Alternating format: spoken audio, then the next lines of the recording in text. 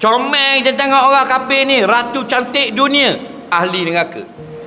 Baiknya menteri kafir ni, ahli neraka. Pandainya penyanyi daripada mereka tapi kafir, ahli neraka.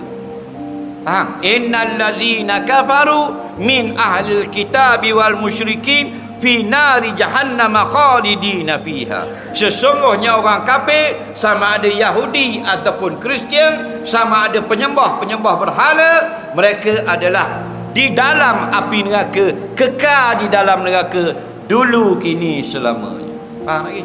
Biar jelas gitu.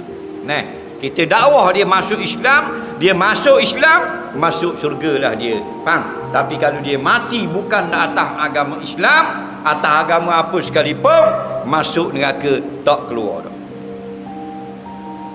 Dia awak dia dalam neraka breakdance dah, dibakar. Baik.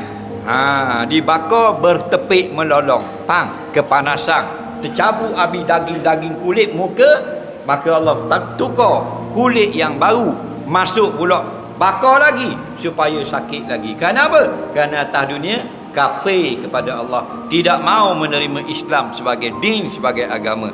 Inna dina indallah al-Islam. Satu saja agama yang Allah terima, agama Islam. Lain pada agama Islam, sesat belaka, kafir belaka, tidak diterima oleh Allah.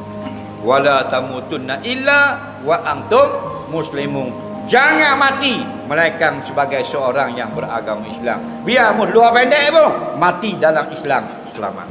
Biar mu kaki nombor ekor pun, jangan masuk agama lain. Mati orang Islam, walau fasik sekalipun, ada peluang masuk surga. Faham? Tapi kalau mati kafir, walaupun mu seorang padri, walaupun mu seorang tok imam besar sembahyang, faham? Ahli neraka.